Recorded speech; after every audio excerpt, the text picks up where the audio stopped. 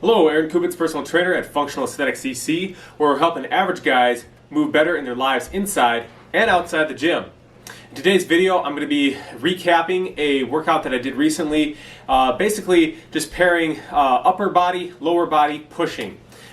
Keep it really simple. So in some of my previous videos, I talked about how, there's the ideal way to do things, when you have all the time in the world and all the resources in the world.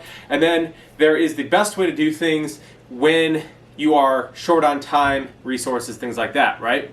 So a lot of times in recent years, barbell exercises have gotten a bad rap by the more, should we say, cerebral, intellectual crowd in the functional fitness realm of saying that doing barbell squats, doing deadlifts, doing things like that, well, it's not functional, so we shouldn't be doing them at all.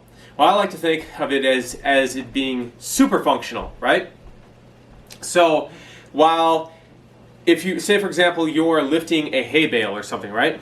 If you're lifting the bale of hay or you're lifting a rock or something, you're going to have to use a lot of different muscles to get that rock from point A to point B. And so I would say, because it is an everyday activity that you would see in regular life, it is functional for the activity of lifting the rock. And my definition of functional is something that basically allows where you're training your body in all the different movement planes and all the different energy systems that the body is capable of, right? So that doesn't mean that every exercise has to train every energy system and in every plane of motion that the body is capable of, right? Nor do I even think that that's necessarily even possible for one exercise to do all those things. More so is to train all the different planes and make sure that you are incorporating those things. So you're training in vertical pushing, you're training in horizontal pushing, vertical pulling, horizontal pulling. You're doing squats, bends, things, rowing exercises, things of that nature, right? But you're also incorporating rotational movements. And not only just rotation through the core, but also rotation in the shoulder joint. And that's why I'm also a big fan of doing things like animal flow exercises, different gymnastics and calisthenics things, and picking up odd objects from time to time, because it requires the body to rotate and the joints to rotate in different ways that they don't have to when you are doing a bench press or a squat. With that being said, when you are rotating and you're in a more unstable environment, you also are going to lose some of your force capacity, which is one of the key drivers of getting stronger and building more muscle, right? So by using a bench press where you're locked in, in your very stable environment, you can drive through your legs and stuff, versus a push-up where you have to brace through the core to generate the movement. And there's only so much weight that you can balance on your back doing that exercise. This allows you to actually place more overload on the chest, shoulders, triceps, things of that nature, right? So instead of leaving those things out, I think that we should incorporate them in, but also do the other things like the body weight exercises and the rotational things with sandbags or Indian clubs and stuff, as I've showed in some of my other things, where you're rotating the things around and you're increasing the strength while also increasing the range of motion in the exercises you're doing. So rather than saying, well, this exercise is bad or that exercise is bad and that's not functional or whatever, you have to think more in terms of training all the different systems and try to maintain balance, not only because not everybody needs to be able to bench press a truck or even wants to, right? So you also, a term of functionality from the point of functional aesthetics is not in terms of how you're moving, but also, is it functional for your lifestyle, right? So the amount of time that you have in a day, is it functional for you to be training for Ironmans or ultra marathons and powerlifting and all these different things? Yeah, the body's capable of doing all these things. As I talked about at a business convention a week ago or something like that, is that, there's a guy, Alex Vaeda, a couple years ago, a few years back, actually, I think they had an article from like 2015 or whatever. Guy was, I think he's like the father of hybrid athletics or hybrid fitness, right? And he competes in ultra marathons, but he can also deadlift 700 pounds and run a sub 4-minute and 30-second mile. So yeah, you can do those things, but is that functional for your life? Because that requires a lot of food that you have to eat. So there's a lot of money. You have to have a very healthy digestive tract to be able to process all the food.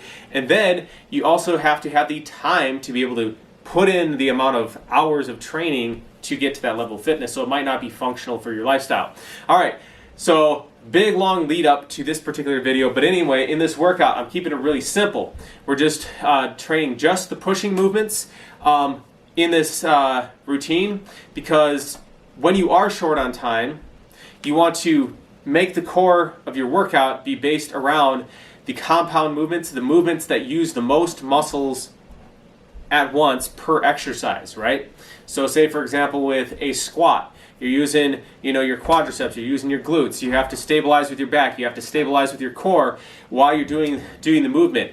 And you can use a lot more weight when you're doing it, so it's going to expend more energy, it's going to increase muscle protein synthesis, and the capacity for increasing strength much more than say doing Bulgarian split squats or side lunges or hip abduction exercises or things like that, which might be great if you had more time to devote to a full-blown leg workout. But if you're just trying to keep the ball rolling and stay in decent shape, not the best that you can be, but stay in good shape and keep your strength levels going when you have less time to work out to train, then keeping it basic and keeping it simple is the way to go. So that's basically what I'm just going to be showcasing in this video here.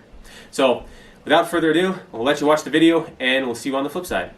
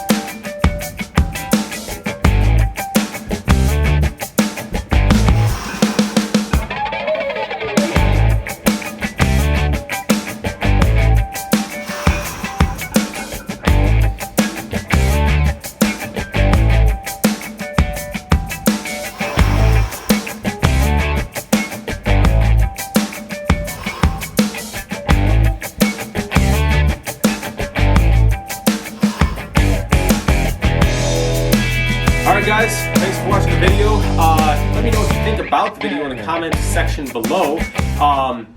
Obviously, like I said, it's very simple, very basic. Probably most of these exercises and the exercise variations, you've probably seen them before, especially if you watch this channel for any period of time. The one thing that I added in there that I haven't been doing a lot in the past was push-ups with resistance bands.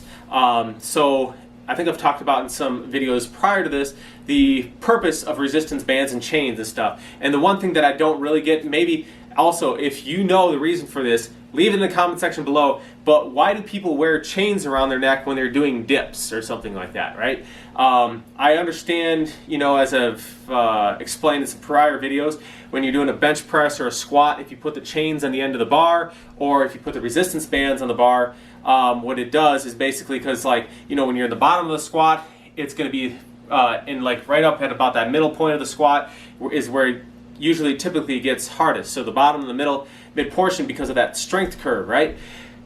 And then once you get past that point, it usually becomes a lot easier. Same thing with a bench press, right? You typically, if you're going to get stuck, you're going to get stuck at the bottom or like right at about 90 degrees. Once you get past that, it's pretty much smooth sailing. And so in order to help you to continue to grow stronger without having to, you know, to kind of break through your sticking points and make it so that the strength curve, I guess, is more flat across the whole thing, so the resistance that is applied to your muscles is even throughout all portions of the rep. That's why you apply the chain or the resistance band, because as the chain goes up, there's more lengths that are, you know, off the floor, thus more weight is getting added to the bar the higher you go up. Same thing with the resistance band. The taller you stand up, the more stretch is applied to the band, and so it gets harder at the top, which is usually the easier portion for the people. But I never really understood why wear the chains around the neck. I think maybe it looks hardcore, maybe it looks cool. If there is a scientific or a training performance improvement reason for wearing a chain around your neck while you're performing a dips or something like that, let me know in the comments below, and I'd love to be enlightened on that. As far as the resistance bands with the push-ups, it's kind of the same concept. I think it also kind of helps people feel like, wow, this is cool, you know, I'm adding more on there. And you know, if you are on a budget and you don't have a lot of equipment to train with, such as having like the squat rack and the bench press and stuff like I have, for, you know, as much as 25 to 30 bucks, you can go and get yourself a good set of resistance bands, and you can use that to supplement your body weight exercises to make them a little bit more difficult, because, you know, after you get beyond, you know, maybe 20, maybe as much as 50 push-ups, you're basically just working endurance. You're not going to be increasing your strength level that much or providing enough of a stimulus to increase your muscle, the growth of your muscles or anything like that. So adding the resistance in there, resistance bands, can help to increase that difficulty level a little bit more and just provide a little bit different stimulus for your muscles than just performing straight push-ups. So that's about all I had. I guess the last thing I want to say here is that if you pair a lower body exercise with an upper body exercise, it can help to have this crossover effect where you're going to enhance the gains that you get in the upper body exercise by pairing it with the lower body exercise, just because there's more muscle mass and the capacity to move more weight with lower body exercises, which then can increase levels of anabolic hormones. And so then if you pair that with the upper body exercise, it's going to help you to have that crossover effect. So if there's any areas that are lagging or weak areas in your body, you might want to add them in on days when you're doing deadlifts and squats to help get that crossover effect and give them a little extra boost to hopefully help you improve your performance in that regard.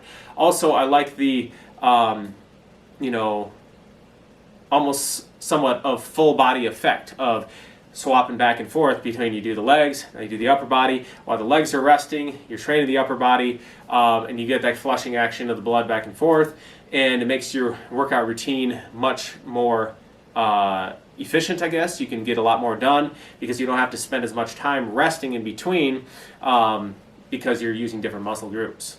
So if you like the video, hit that like button. If you'd like to see more content like this, hit the subscribe button in the lower right hand corner of the screen, and we will see you all next time for more health and fitness related information. Thanks, guys.